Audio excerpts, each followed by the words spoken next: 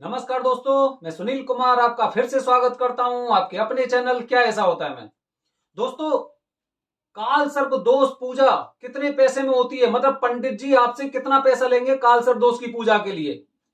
एक पूरी तरह से एक सीढ़ी बनी हुई है, एक पूरे स्टेप बने हुए हैं कि कौन से पंडित जी किस हिसाब से पूजा करते हैं और कितना वो पैसा लेंगे। तो दोस्तों, मैं आपको बताने जा रहा हूं कि अगर आपको त्र्यंबकेश्वर में काल सर्प दोष की पूजा करानी है तो उसके आपको कितने पैसे देने होंगे, कौन से पंडित जी और किस तरह के पंडित जी आपकी इस पूजा को करेंगे। दोस्तों, सबसे पहले मैं उन पंडित जी की बात करता हूं जो सबसे कम पैसा लेते हैं। वो काल सर्प दोष पूजा के लिए करीब 1100 से 2100 रुपए के बीच में लेते हैं।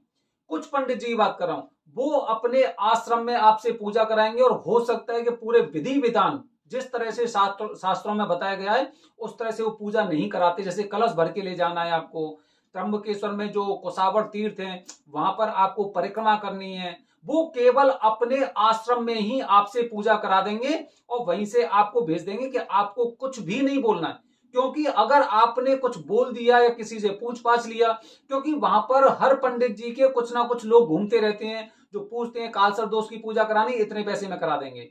तो इसीलिए वो कहते हैं आपको किसी से बिल्कुल बोलना नहीं है और दर्शन करके आइए, और दर्शन करने के बाद जब आप त्र्यंबकेश्वर छोड़ देंगे उसके बाद ही आपको आपको अपना मुंह खोलना है, नहीं तो आपको केवल ओम नमः शिवाय मंत्र का जाप करना है।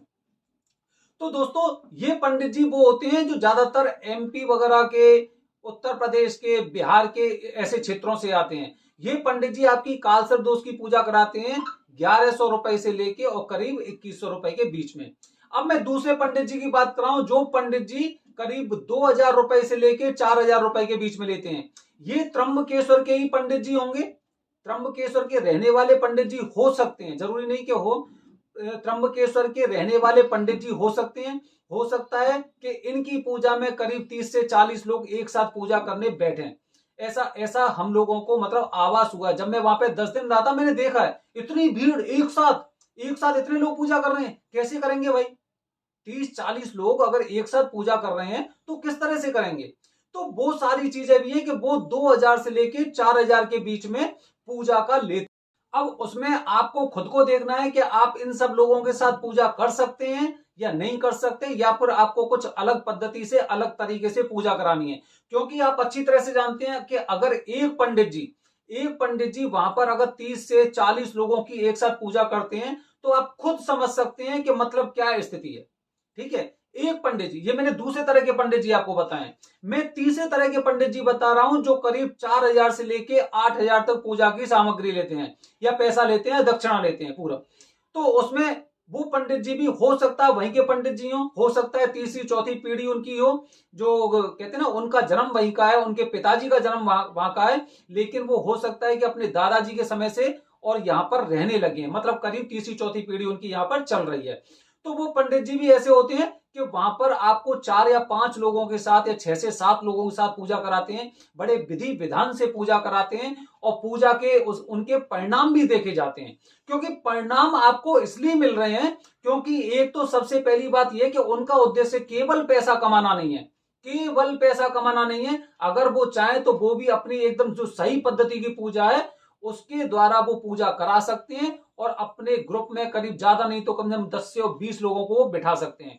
लेकिन वो ये सोचते हैं कि मेरा सभी भक्तों पर, जितने भी जजमान होते हैं उन पर मेरा ध्यान पूरी तरह से नहीं जा पाएगा, और वो हो सकता है कि कुछ लोग ऐसे मतलब एक साथ जिस विधि से पूजा करनी चाहिए वो पूजा वो नहीं कर पा रहे हैं।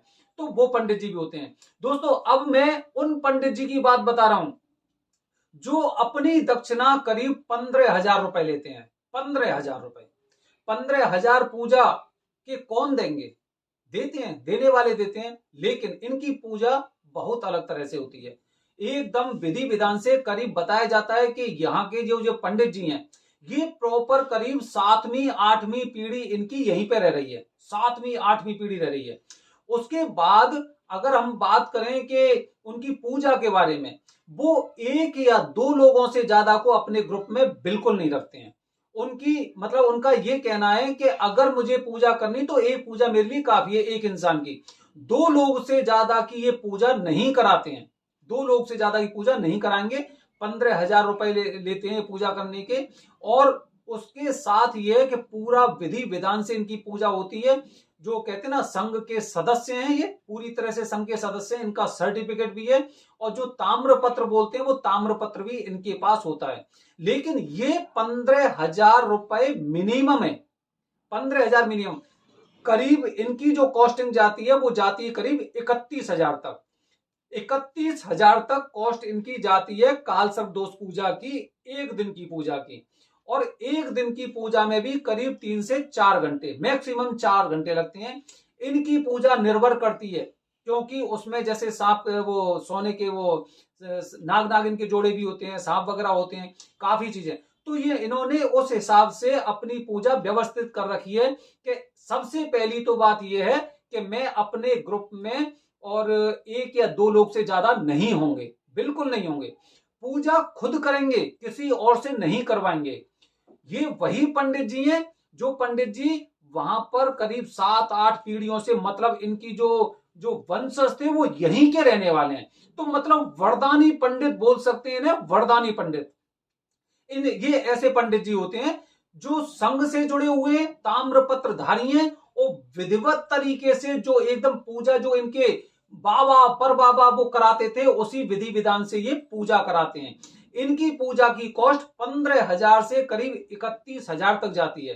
तो कल ऐसे ही मेरा मन आया, मैंने कि एक बार पूछता हूं वहां पर पंडित जी से, जिनका मैं नंबर लेके आया था। सबसे मैंने बारी बारी से बात की, और सबके अलग अलग उनके विचार थे, अलग अलग उनकी कार्यशैली थी। उन्होंने काफी चीजें मुझे इस बारे में बताई, और उनसे बातचीत करके मुझे भी बड़ा हर्ष हुआ। वो यही कह रहे थे कि अगर मैं, आप खुद बताइए कि अगर मैं किसी से 2,000 रुपए या 1,500 रुपए लेकर पूजा करता हूं, और अपनी पूजा में 50 लोगों को इकट्ठा कर देता हूं, तो दोस्तों उनमें वो खास बात क्या थी, वो खास बात बताने जा रहा हूं मैं। कि ऐसे पंडित जी जो 31,000 रुपए या 51,000 रुपए भी लेते हैं, उनके अंदर खास बात क्या होती है। तो उन्होंने काफी चीजें बताई। जैसे सबसे पहली बात तो यह है कि जो पूजा में जो कलश कलश लेते हैं, वो मिट्टी का लेते हैं। बल्कि और जो 1,000, 2,000, 3,000, 4,000 रुपए की में जो पूजा करते हैं, वो पंडित जी वहां पर स्टील के या ताम्र के कलश लेते हैं। पहली बात तो ये। दूसरी बात उन्होंने बताया था कि हर इंसान को अपनी इनकम का 10वां भाग पाठ पूजा में या दान में खर्च करना चाहिए, ये बताया था उन्होंने। तो मैंने कहा ये भी बहुत अच्छी बात है। तो दूसरी बात, तीसरी बात उन्होंने ये बताई कि आजकल हर इंसान कहीं पर भी खरीदारी में कंजूसी नहीं करता है, लेकिन पंडितों के लिए कंजूसी करता है, उनको दान देने में कंजूसी करते हैं। और अगली बात उन्होंने बताई कि जब ये क्या बोलते हैं, ये कालसर्प दोष की पूजा होती है, तो कालसर्प दोष पूजा के दौरान पता है आपको, गौ दान जैसी काफी चीजें, मतलब 25 तरह के ऐसे दान होते हैं जो आपको देने चाहिए कालसर्प दोष पूजा में। अब एक बात बताइए कि जैसे अगर 25 तरह के अगर गौ दान अगर हम दे रहे हैं, तो मतलब आप एक गाय की कॉस्ट कितनी समझ रहे हैं। तो उसके अनुसार ये पंडित जी ये बताते हैं कि 25 तरह की जो गौदान का वहां पर संकल्प लिया जाता है, उसका कुछ ना कुछ एक अमाउंट हम फिक्स करके रखते हैं। और जिस तरह से ये पंडित जी बता रहा हूं मैं, जो जिनकी पूजा 15,000 से 31,000 और 51,000 तक जाती है, एक दिन की पूजा, ये पंडित जी बता रहे थे कि जिस तरह से हमें भी इनकम होती है, जो हम भी कमाते हैं, उसका भी हम 10% हम दान के कार्यों में लगाते हैं, गरीबों के कार्यों में लगाते हैं। तो दोस्तों निर्भर करता है आपके ऊपर कि आपको कालसर्प दोष की पूजा किस तरह से और कौन से पंडित जी से करानी है। वहां पर 1,000 और 2,000 रुपए वाले भी पंडित जी हैं, जो आपको आपकी पूजा किसी आश्रम में करा देंगे और वहीं से आपको भेज देंगे। वो पंडित जी वहां के हो भी सकते हैं, नहीं भी हो सकते, या फिर हो सकता है 10-15 साल उन्हें यहां पर हुई है।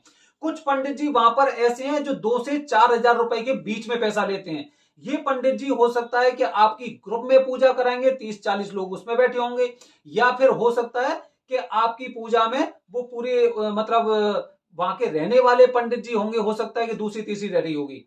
अगले पंडित जी वो हैं जो 4,000 से करीब 8,000 के बीच में लेते हैं। ये वो पंडित जी हैं जो एकदम विधिवत तरीके से ही पूजा कराते हैं, लेकिन इनका उद्देश्य ऐसा होता है कि मैं अपने ग्रुप में 5-6 लोग से ज्यादा की पूजा नहीं करवाऊंगा। अगर अगर ज्यादा लोग हो जाते हैं तो हो सकता है मैं 2 बैच में इनकी पूजा कराऊंगा, लेकिन मुझे पूजा करानी है, मुझे पैसा नहीं कमाना है। मतलब समझ रहे हैं आप। तो ये 4 से 8,000 के बीच की पूजा वाले पंडित जी होते हैं। और जो मैंने आपको बताया कि करीब 15,000 से लेके और 31 और 51,000 वाले पंडित जी वो होते हैं जो केवल सेपरेट पूजा कराते हैं, अकेले में पूजा कराएंगे।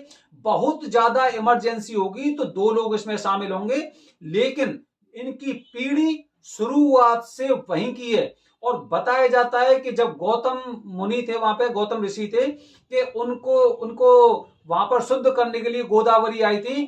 तो बताया जाता है कि हो सकता है कि, खैर हम तो इन बातों में विश्वास नहीं करते, कि इनका परिवार त्र्यंबक गांव का ही है शुरू से।